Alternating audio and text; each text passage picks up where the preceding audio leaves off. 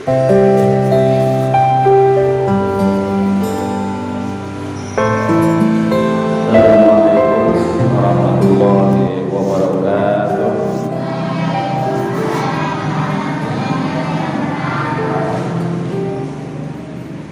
Bismillah, alhamdulillah, wassalatu wassalamu ala rasulillah wa ala alihi wa ashabihi wa mawala.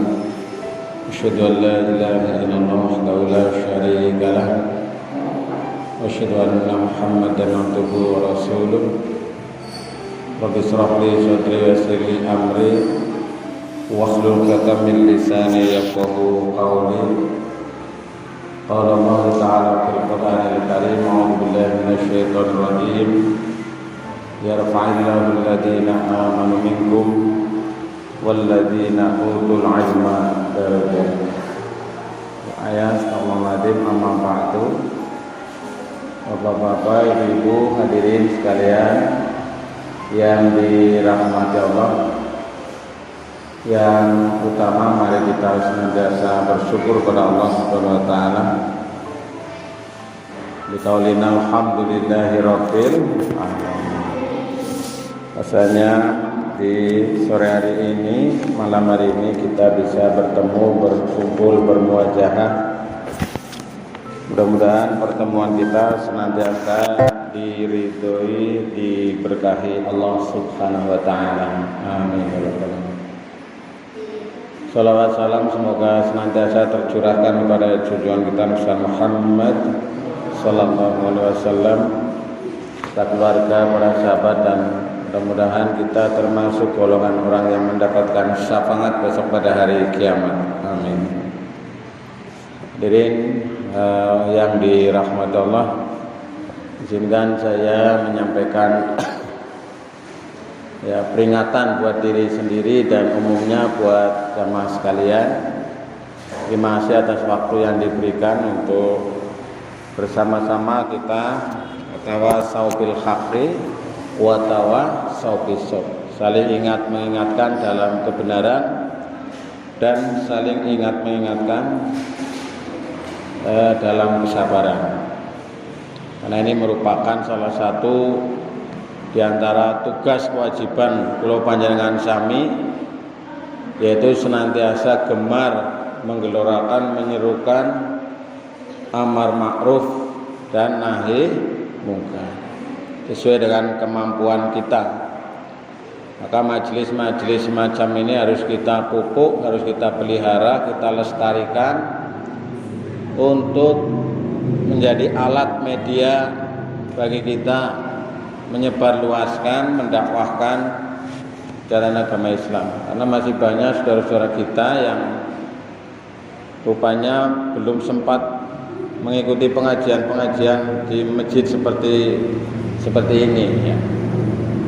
Sehingga kita berinovasi terus ya, yang ada dipertahankan, ditingkatkan. Syukur bisa menyebar luas sekarang ke dunia maya, karena sekarang hampir semua orang itu memegang HP rata-rata, dan ini menjadi salah satu kesempatan bagi kita untuk berdakwah. Karena Rasulullah Shallallahu Alaihi Wasallam mengingatkan kepada kita, kun aliman, jadilah kamu orang yang alim, orang yang pandai, orang yang pintar. Kemudian yang kedua, au muta'alliman, atau orang yang mengajarkan ilmu. Ya, atau mengajarkan ilmu, menjadi guru, menjadi ustadz, menjadi mubaligh. Au mustami'an, au menjadi orang, atau menjadi orang yang mendengarkan. Ya. Kun aliman au muta'alliman au muhibban, atau orang yang mencintai terhadap majelis-majelis ilmu. Jadi yang pertama orang yang berilmu, orang yang pintar, orang yang alim. Kalau kita mungkin belum sampai derajat itu, maka yang kedua kita orang yang mengajarkan, ya, muta'alliman. Au mustami'an, atau kita ini mendengarkan, suka mendengarkan. Nggih. Kula jenengan sami iki senenge mirengaken nggih. Nah, apa enak ngrungokna. Kula nggih senengane ngrungokna jane. Kula nek badhe film napa nggih ngrungokna pengajian-pengajian saking para ustadz, para kiai gitu nggih. Atau yang keempat, kita ini mencintai, suka, senang, mendukung kepada majelis-majelis ilmu. Dan oleh Nabi disampaikan, janganlah kamu menjadi kelompok yang kelima, ya, maka kamu akan binasa, akan hancur, akan rusak. Ya. Siapa yaitu orang yang pintar tidak, mengajarkan tidak, mendengarkan tidak, mencintai juga tidak. Nah, ini mudah-mudahan ini menjadi salah satu. Dan ini sebagai bekal bagi kita agar kita ini diangkat derajatnya oleh Allah Subhanahu wa taala. Tadi saya menyampaikan petikan surat Al-Mujadalah ayat 11.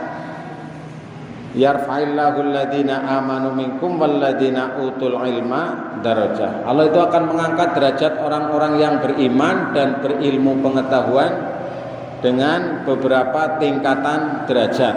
Nah, jadi ini kepada adik-adik, kepada anak-anak juga khususnya yang sedang sekolah masih menuntut ilmu di bangku-bangku pendidikan formal, mari kita bersemangat.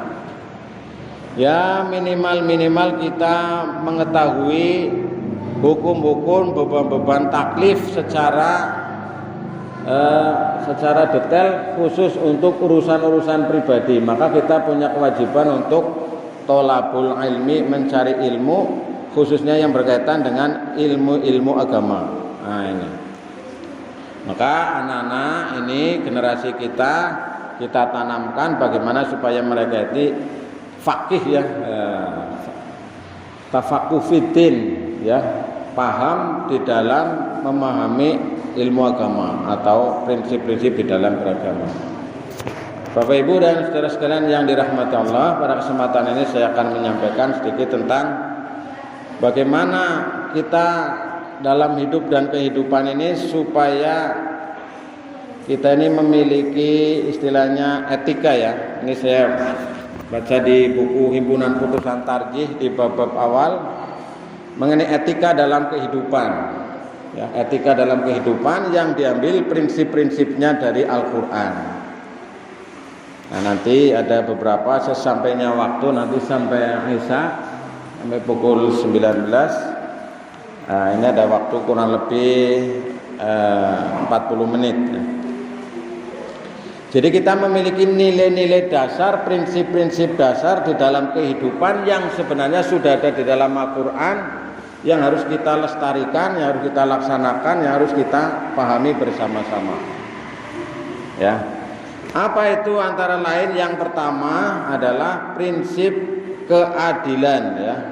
Nilai-nilai dasar dalam kehidupan ini antara lain adalah prinsip keadilan atau al-adalah ya.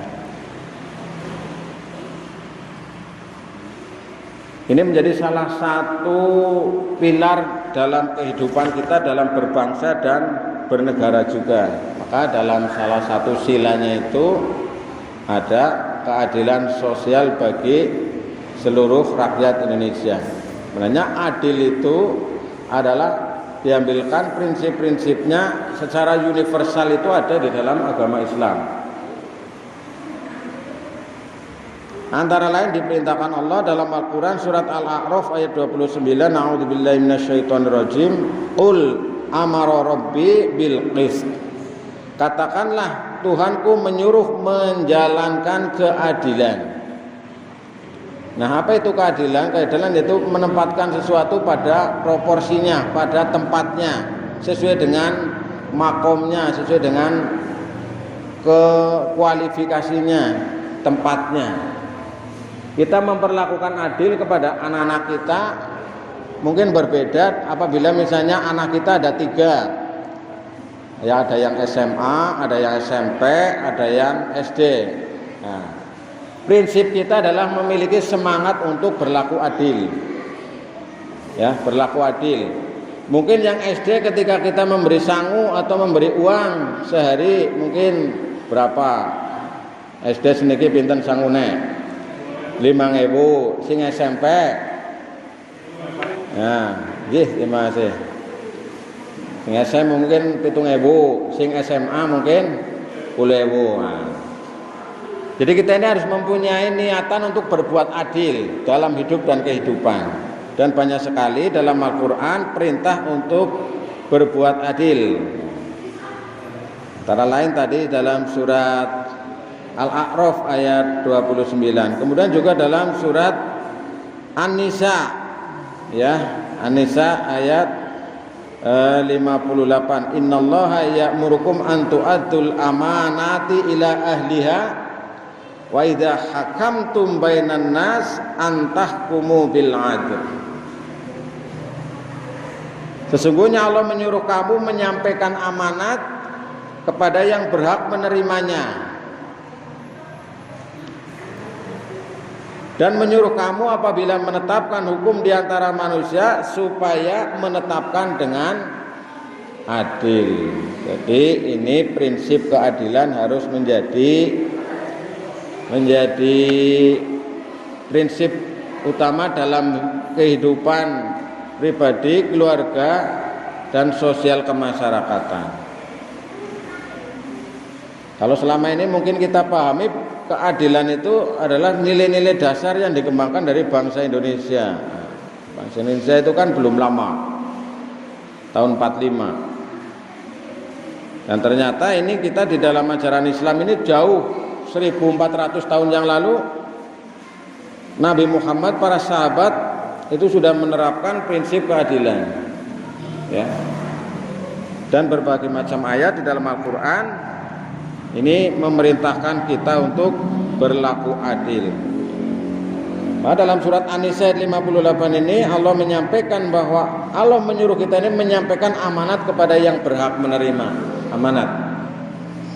Amanat itu titipan Allah kepada kita. Dan menyuruh apabila menetapkan hukum di antara manusia supaya kamu menetapkan dengan adil. Kita ini menetapkan dengan adil. Hanya sekarang ini keadilan menjadi barang langka. Karena kadang-kadang keadilan bisa dibeli.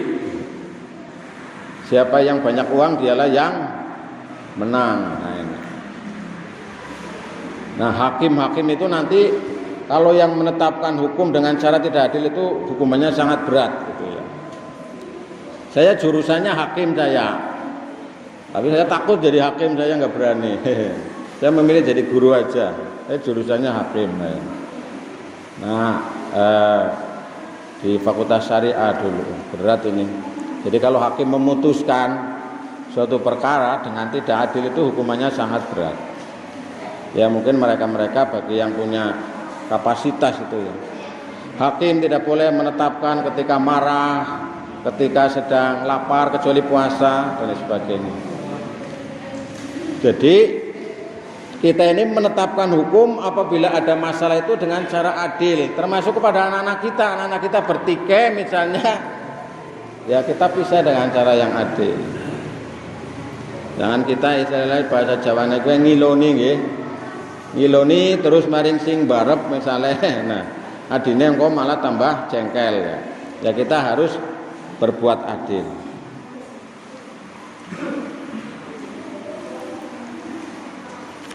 Nah ini yang pertama Bapak Ibu Saudara sekalian. Jadi kita ini harus berlaku adil dalam segala aspek kehidupan.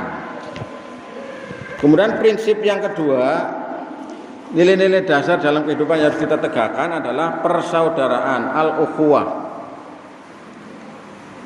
Jadi kita ini bersaudara. Orang Islam itu bersaudara. Lebih dari itu Nabi menyampaikan la yu'minu ahadukum hatta yuhibbu li akhihi kama yuhibbu li nafsihi. Ini berat sekali. Ini hanya ada dalam Islam. Belum beriman di antara kamu sebagaimana kamu mencintai dirimu sendiri. Belum beriman di antara kamu sebelum mencintai saudaramu sebagaimana mencintai dirimu sendiri. Ini kan berat. Tapi ini sangat mulia dan Rasul sudah mempraktekkan, Nabi Muhammad sudah mempraktekkan mencintai umatnya, mencintai saudaranya, mencintai sahabatnya, mencintai sebagaimana Nabi mencintai diri sendiri. Nabi ketika mau wafat itu yang disebut antara lain siapa? Ummati, umatku.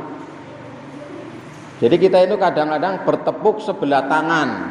Nabi begitu cinta kepada kita, kadang-kadang kita belum begitu cinta kepada Nabi. Rasulullah sangat cinta kepada umatnya. Ini prinsip al-ukhuwah atau persaudaraan harus menjadi bagian dari nafas kehidupan kita. Ini ayat yang sangat terkenal itu dalam surat Al-Hujurat ini ya. Ayat 10. Ini semua kita hafal. A'udzubillahi minasyaitonirrajim. Innamal mu'minuna ikhwatun fa aslihu baina akhwaikum. Sesungguhnya orang mukmin adalah bersaudara, karena itu damaikanlah antara kedua saudaramu. Wattaqullaha la'allakum turhamun. Dan bertakwalah kamu sekalian kepada Allah supaya kamu mendapat rahmat. Jadi persaudaraan itu adalah kewajiban bagi kita bersaudara. Ya, al-ukhuwah. Apalagi kita ini memang dengan sesama saudara. Karo dulure dhewek kok ora wawuh, ora guyub, ora rukun. Ini kan aneh. Nah, ajaran kita memberikan tuntunan bahwa kita ini tidak hanya bersaudara dengan saudara kita yang ngasih dulur lah, tapi kita juga punya saudara yang lebih banyak, yaitu sesama muslim, sesama mukmin. Jadi kalau ada kakak, adik, kok tidak akur, tidak guyub, ya gue aneh. Nah, Rasul menyampaikan kalau misalnya ada masalah ya jangan melebihi dari 3 hari. Ya mungkin kadang-kadang ada masalah sebagainya, perbedaan pendapat, perbedaan pandangan, kadang-kadang beda pilihan, akhirnya rame, maksimal neng-nengan ya paling suwe 3 dina. Bar gue terus wawuan maning madang bareng maning ya wawuan jadi terus nak wis pokoke aku wis ora bakal wawuh karo kono, wis pokoke ilang kesabarane nyong nah luput gitu. Mbok arep tekan 7 turunan dah malah gawa turunane. Jangan itu ya, merugikan diri sendiri gitu. Ini bersaudara. Maka Rasulullah itu menyampaikan gambaran tentang persaudaraan itu dalam banyak hal, antara lain bagaikan satu tubuh, kal jasadil wahid, bagaikan satu tubuh. Kalau tangan kita sakit ya ini tangan yang kanan akan mijeti, ini keperang kena pesok kita yang ngasih obat merah, ngasih betadin dan lain sebagainya. Yang ini gatel ini ngukure nggih, nah iki kerjasama. Jadi dulur niku kaya niku digambaraken dening Kanjeng Nabi. Nah. Atau seperti bangunan. Nah ini bangunan ini kan. Bangunan kalbunyan yasudu ba'duhum ba'du. Yang saling kuat menguatkan satu dengan yang lain. Jadi ini kan ada sini yang sing mereknya kuat, sing ora keton iki kan nonton nggih. Apa itu? Besi, Pak. Besi ki ora seneng pamer. Senenge umpetan. Besi sing nggo ngecor niku kan mereknya kuat nggih. Terus besi dhewe kan nggih mboten kuat kudu ana semene. Nggih untuk semene niki kan nggih. Semene pun mboten keton niki Pak mun ketutup kali cet. Set ya isine mukur gembelengan tok jane iki mukur nggo apik-apik jane ya orang mereknya kuat set nah juga. Tapi semuanya ini kan saling melengkapi. Nah, ini ana pasire, ana semene, ana wesine dan lain sebagainya. Nah, ini gambaran dari persaudaraan. Jangan sampai seperti 2 telinga kalau digambarkan, kayak kuping nang loro niki nggih, kuping kali ketone perek tapi ora tahu ketemu siji maring Kiwe ngene melu mengos nggih.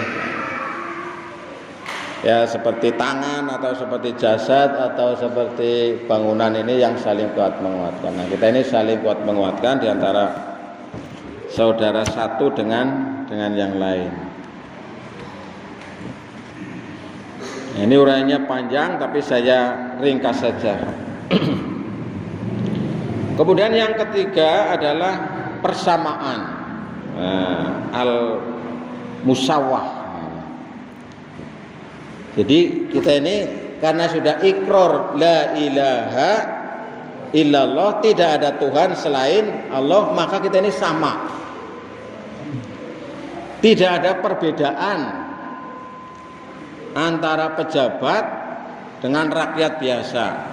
Biasa saja kita. Yang membedakan itu nanti kita hanya kadar kualitas ketakwaannya di hadapan Allah. Inna akramakum indallahi atqakum. Tapi prinsipnya kita ini adalah sama. Kita sudah bertauhid, maka yang unggul, yang agung, yang mulia hanya Allah Subhanahu wa taala. Kita di antara manusia itu adalah sama saja. Maka dalam Al-Qur'an ini banyak keterangan yang menerangkan tentang demikian, antara lain dalam surat An-Nisa ayat 7. Bagi laki-laki ada hak bagian dari harta peninggalan ibu dan bapak dan kerabatnya, dan bagi wanita juga ada hak dari harta peninggalan ibu, bapak dan kerabatnya, baik sedikit atau banyak menurut bagian yang telah ditetapkan. Sudah ada bagiannya masing-masing. Juga dalam surat An-Nahl ayat 97 Allah menyampaikan, barang siapa yang mengerjakan amal soleh baik laki-laki maupun perempuan dalam keadaan beriman, maka sesungguhnya akan kami berikan kepada mereka kehidupan yang baik, dan sesungguhnya akan kami beri balasan kepada mereka dengan pahala yang lebih baik dari apa yang telah mereka kerjakan. Jadi laki-laki perempuan ini peluangnya sama untuk masuk surga, peluangnya sama untuk mendapatkan pahala. Hanya saja memang fikih kita ini banyak membahas tentang laki-laki memang ya. Jadi lebih banyak dominan tentang laki-laki, sehingga banyak kadang-kadang orang-orang liberal sekarang ini menggugat tentang fikih yang produk dari ulama-ulama terdahulu. Nah, Al-Quran menyampaikan bahwa barang siapa yang mengerjakan amal soleh laki-laki maupun perempuan, mereka akan diberikan kehidupan yang lebih baik, dan sesungguhnya akan kami beri balasan kepada mereka dengan pahala yang lebih baik dari apa yang telah mereka kerjakan. Bapak Ibu yang dirahmati Allah serta anak-anakku sekalian, jadi sebenarnya amal kita itu kalau dihitung untuk masuk surga itu belum cukup, Pak. Amal kita itu belum cukup. Coba kula jenengan sami ngitung amale kula panjenengan sami dibanding kenikmatane Gusti Allah sing diparingaken dumateng kula jenengan sami. Belum seberapa. Nikmat Allah begitu sempurna.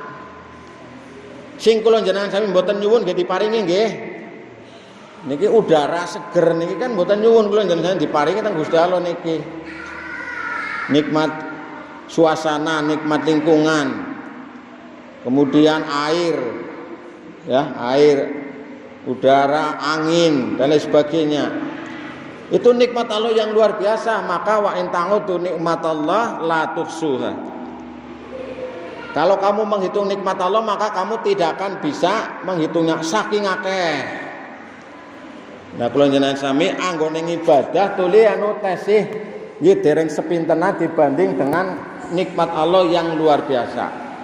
Maka al-yauma akmaltu lakum dinakum wa atmamtu alaikum nikmati wa raditu lakumul Islam dinan. Jadi Allah sudah menyempurnakan nikmatnya. Nikmate Gusti Allah dumateng kula panjenengan sami niku pun sempurna. Sing dereng sempurna napa kula panjenengan sami syukure. Kurange siji syukure maring Gusti Allah. Makane monggo ditambah syukure kula panjenengan sami dumateng. Nah, kembali Bapak Ibu tadi pada prinsip yang ketiga, yaitu prinsip persamaan. Maka kita tidak boleh ya merendahkan orang lain, mengejek orang lain, menghina orang lain. Kita berlaku sombong, merasa paling hebat, paling pinter, paling pandai, paling berjasa. Kalau tidak ada saya maka itu. Karena kita ini nggak ada yang disombongkan. Manusia itu yang mau disombongkan apanya? Nggak ada. Semuanya milik Allah. Nggak ada. Malah kata dulu ada itu apa? Ya mungkin kata-kata sindiran ya. Sebenarnya manusia itu makhluk paling bau. Cuma manusia itu mandi jadi tidak bau. Dibanding dengan makhluk-makhluk yang lain, manusia itu kan masuk bau. Ini sindiran pujangga dulu itu. Kita ini karena mandi, karena pakai wangi-wangian, karena sisiran, karena kita punya peradaban, punya akal, punya horizo, punya insting, sehingga manusia itu menjadi mulia karena akalnya dan seterusnya. Tapi sebenarnya kita ini nggak ada yang dibanggakan. Coba orang kalau sudah meninggal yang dibanggakan apa? Jenengane be kadang-kadang wis ilang. Nggih. Jenengane kadang-kadang wis jarang disebut. Ki jenazah nanti ki jenazah nang blantik ya. Wis ora disebut jenengane, kuwi nembe ninggal. Ki jenazah nang blantik almarhum belang endi itu. Artinya apa? Kita ini sebenarnya di hadapan Allah kita tidak ada apa-apanya. La haula wala quwata illa billahil aliyil azim. Mun sewu niki anu jamnya leres nggih. Masih ada waktu. Jadi prinsip persamaan kita memandang sama. Jadi kalau ada orang yang membeda-bedakan itu tidak pas. Maka Islam itu tidak mengenal kasta. Ya. Kalau dalam agama lain itu ada kasta. Kasta Sudra, kasta Kesatria, kasta Brahma nggih. Kasta Sudra ya rakyat jelata, wong biasa, wong pleketir lah. Terus sing nomor loro Satria, ya wong-wong sing mandan kelas menengah, sing duwe pangkat jabatan para punggawa lan sing terusé. Kemudian kelasnya Brahma, kelasnya wong sing elit, sing hebat.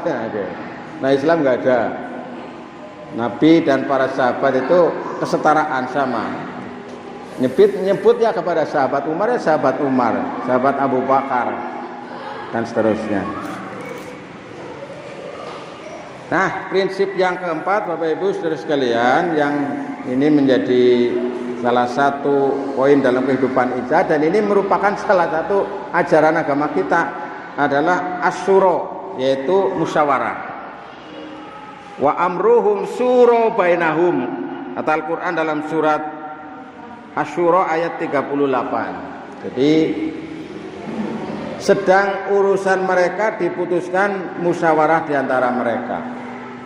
Bapak Ibu Saudara sekalian, bahwa setaunya kita itu kan anak-anak kita itu kan bahwa musyawarah itu adalah nilai-nilai dasar, nilai-nilai luhur yang digali dari bangsa Indonesia. Dari Pancasila. Kalau dulu kita ada istilah P4 ya. Nah, pedoman, penghayatan, pengamalan Pancasila. Nek arep apa-apa kon melu penataran P4 ya. Seniki pun boten nonton. Nah, ternyata ini adalah bersumber dari Al-Qur'an, bersumber dari ajaran yang mulia kita. Maka dalam Pancasila itu ada sila yang menyebut tentang musyawarah itu ya. Tuhanan yang Maha Esa, kemanusiaan yang adil dan beradab, persatuan Indonesia, kerakyatan yang dipimpin oleh hikmat dalam permusyawaratan perwakilan. Jadi wingi niku nggih tahun 45 niku. Jadi Pancasila itu adalah hadiah umat Islam kepada bangsa Indonesia. Saking legowane bangsa umat Islam memberikan hadiah istimewa, kado istimewa yang disebut dengan Pancasila. Maka umat Islam pada waktu itu legowo menghilangkan 9 suku kata Pancasila dengan kewajiban menjalankan syariat Islam bagi pemeluknya. Dengan berat hati dicoret niku nggih. Nah, ini hadiah. Jadi prinsip musyawarah ini menjadi bagian dari kehidupan kita dan ini ajaran agama. Jadi kalau kita musyawarah itu ibadah, ajaran agama. Ini bukan semata-mata nilai-nilai kemanusiaan, nilai-nilai universal, tapi ini digali dari Al-Quran. Nah, Nabi juga bermusyawarah ketika mau perang. Ini mau pakai strategi apa ini? Dan Salman mengusulkan pakai parit misalnya, maka kemudian dikenal Salman Al-Farisi. Nah, itu antara bermusyawarah, apalagi dalam urusan-urusan yang sifatnya adalah duniawi, urusan-urusan yang sifatnya muamalah. Nah,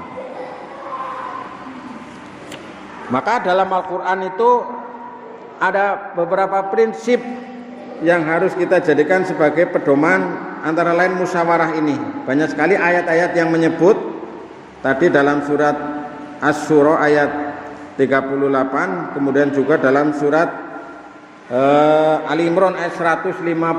Nah, ini. Fabima rahmatin minallahi lintalahum walau kunta faddan ghalidul qalbi lam faddu min khaulik fa'fu anhum wastaghfir lahum wasyawirhum fil fa idza azamta fatawakkal 'ala Allah innallaha yuhibbul mutawakkilin. Dan karena disebabkan rahmat dari Allah kamu berlaku lemah lembut. Nah, berlaku lemah lembut, welas asih terhadap mereka. Sekiranya kamu bersikap keras lagi berhati kasar, tentulah mereka menjauh dari sekelilingmu. Jadi Nabi Muhammad itu begitu halus, begitu lembut kepada sesamanya, bahkan kepada orang kafir sekalipun, kepada musuhnya sekalipun. Nah, ini. Karena itu maafkanlah mereka, mohonkanlah ampun bagi mereka, dan bermusyawarahlah dengan mereka dalam urusan itu. Nah, ini, bermusyawarahlah dengan mereka dalam urusan itu. Wasyawirhum fil Apabila kamu telah membulatkan tekad, maka bertawakallah kepada Allah. Sesungguhnya Allah menyukai orang-orang yang bertawakal. Jadi ini antara lain prinsip-prinsip kemuliaan akhlak yang ada di dalam Al-Quran. Yang ini sebenarnya nasihat, pujian kepada Nabi, tapi juga kepada kita, yaitu agar kita berlaku lemah lembut. Nih dalam ayat 159 dari surat Ali Imran. Kemudian yang kedua, agar kita ini suka memaafkan kesalahan orang lain. Fa'fu anhum. Tidak hanya memaafkan, tapi yang ketiga adalah wastaghfir lahum, memohonkan ampun kepada mereka. Ya Allah, ampunilah saudara saya yang telah menyakiti saya. Ya Allah, ampunilah saudara saya yang telah menyerobot sawah saya, mindah naga lengan, gena-gena misalnya. Ampunilah ya Allah, isteng ngapurani. Tapi moga-moga di ngapurani nengaring Gusti Allah. Kemudian bermusyawarahlah, wasyawirhum fil Nah, ini. Kemudian setelah bermusyawarah bagaimana? Berazam, menyerahkan urusan kepada Allah. Yang terakhir adalah bertawakal kepada Allah Subhanahu wa taala. Nah,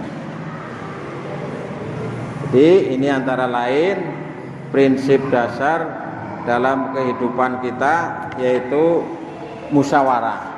Jadi kita ini senang musyawarah. Putrane dipanggil, ini nduk, pengen sekolah nang di, ya. Nek cara bapak, kowe nang pesantren ya. Terus kowe nang pesantren ngendi bae.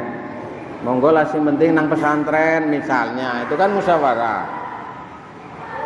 Cara ibune ora. Ya jarang pesantren lah, nang sekolah umum.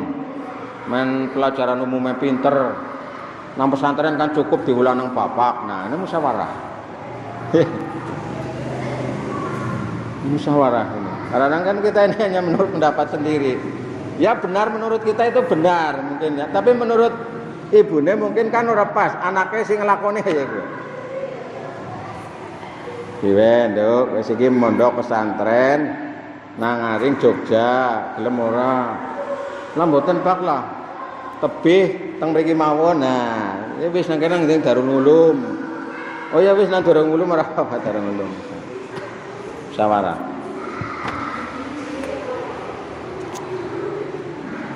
Kemudian yang kelima Bapak Ibu Saudara sekalian, ini adalah prinsip perdamaian. Ya, asilnya. Jadi Islam itu damai, Islam itu tentram, Islam itu saling menyelamatkan. Jadi kita ini dengan kehadiran agama Islam, dunia ini menjadi damai. Maka Nabi Muhammad disebut rahmatan lil alamin, rahmat bagi seluruh alam. Yang memberikan perdamaian, memberikan apa? Coba kalau Nabi Muhammad tidak diutus ke muka ini. Dulu zaman jahiliyah banyak orang yang kalau punya anak perempuan itu dibunuh, dikubur. Nah, oleh ajaran Islam, oleh Nabi Muhammad ini dilarang, tidak boleh. Sehingga ini salah satu poinnya. Jadi Islam ini mengajarkan perdamaian, mengajarkan ketentraman, mengajarkan kepada keselamatan. Orang Islam adalah orang yang selamat dari tangan dan lisannya. Jadi kita ini menyelamatkan, menenangkan orang dengan lisan kita dan dengan tangan kita, dengan perbuatan kita. Jangan sampai lisan kita itu memberikan kerusakan, fasad, kemungkaran dan seterusnya. Naudzubillah.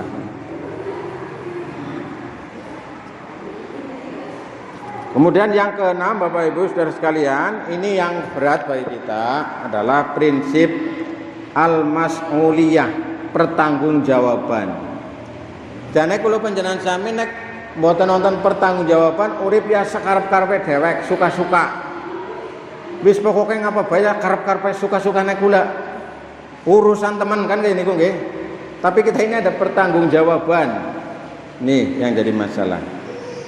Maka dalam sebuah hadis yang sangat populer itu ya, hadis riwayat Bukhari Muslim dari Abdullah bin Amr, ini dinyatakan bahwa ya hadisnya agak panjang, saya kasih potongannya aja. Kullukum ra'in wa mas'ulun an ra'iyyati, bahwa setiap kamu adalah pemimpin yang akan dimintai pertanggungjawabannya atas kepemimpinannya. Jadi kalau jenazah itu adalah pemimpin, maka pemimpin-pemimpin baik secara formal maupun non formal, informal, semuanya akan dimintai pertanggungjawaban. Pemimpin negara, ya ana ndur dewek. Pemimpin provinsi, pemimpin kabupaten, pemimpin di RT, RW, kadus dan sebagainya. Pemimpin dan pemimpin dalam keluarga, nah ini yang berat juga. Dan yang minimal pemimpin bagi diri sendiri, memimpin diri sendiri kita. Memimpin tangan kita, memimpin kaki kita, memimpin mata kita, memimpin anggota badan kita ini kemana. Nah, ini akan dimintai pertanggungjawaban. Maka nanti di yaumil akhir yang berbicara bukan mulut. Apa yang bicara? Tangan. Aku main zaman cilik orang andel. Oh tangan kok ngomong. Orang andel Pak Marsono. Orang nyendak baik. Tapi mbah kula dolan maring luar negeri jalan-jalan. Sing ditakoni nang aring apa, nang aring bandaran apa? Iya jempole tok wis tunatul. Oh iya bener iki ya. Ini ku Pak. Jenengan takoni ora bisa jawab, takoni bahasa Inggris, nu ngarep takoni bahasa Arab. Karena niki tok ditempelaken iku teng alat niki. Metu kabeh Pak datane. Oh. Mulai saya oh ya yakin aku ngasukin. Tangannya sing berbicara untuk cangkemnya soalnya cangkem kadang-kadang kalau yang jami cokan boroh lombok penak sih. Katanya lidah tak bertulang begitu. Jadi prinsip pertanggungjawaban ini yang menjadikan hidup kita ini akan terjaga, akan menjadi terhormat, menjadi mulia. Orang yang suka-suka itu karep-karep ae kayak iso nang TV nang apa ya wis men kae jurnal bae. Dikandani wis ora bisa. Nanti akan dimintai pertanggungjawaban. Cara kayak pengacara-pengacara sinang kana tunggu pengadilan akhirat. Nah, ya gawat maneh kowe. Nah, ini antara lain prinsip yang harus kita jadikan pedoman dalam hidup dan kehidupan. Dan masih banyak lagi ini. Secara khusus ada prinsip-prinsip yang harus dipedomani, antara lain dalam kehidupan politik ada ini, dalam kehidupan ekonomi ada. Dalam kehidupan ekonomi antara lain mudah-mudahan di lain waktu itu ada prinsip al-amanah, harus amanah ya. Kemudian ada prinsip yang lain yaitu asid, harus jujur. Nah, ini dalam muamalah itu kan harus jujur. Sebenarnya ini adalah prinsip-prinsip universal yang dalam Islam itu sudah ada, kita tinggal mengamalkan, tinggal melaksanakan. Tapi kadang-kadang kita ini belum bisa mengamalkan, justru kadang-kadang orang lain yang mengamalkan. Contohnya napa an-nadhofatu minal iman, kebersihan sebagian dari iman. Oh iya. Jadi kebersihan sebagian dari iman. Nek kula jenengan ndeleng kali, ndeleng kalen, lho isine pirang-pirang, komplit lengkap nang aring kalen, nang aring kali, nggih. Nah, jere kebersihan sebagian dari iman. Antara lain. Jadi kadang-kadang ini menjadi autokritik bagi kita, menjadi introspeksi bagi kita. Maka dalam surat Al-Isra ayat 14 itu disebutkan iqra kitabaka kafa binafsikal yauma 'alaika hasiba. Bacalah kitabmu, cukupkanlah dirimu sendiri pada waktu ini sebagai penghisab terhadapmu. Jadi kita ini senang introspeksi, mawas diri dan sebagainya. Nah ini saya kira demikian sementara. Mohon maaf apabila ada yang kurang berkenan di hati Bapak Ibu dan saudara sekalian. Dan sementara saya cukupkan. Kalau ada yang benar silakan diambil, kalau ada yang keliru mohon dimaafkan. Mari kita akhiri dengan bacaan hamdalah dan doa kafaratul majlis. Alhamdulillahirabbil alamin. Subhanakallahumma wa bihamdika asyhadu an la ilaha illa anta astaghfiruka wa atubu ilaik. Assalamualaikum warahmatullahi wabarakatuh.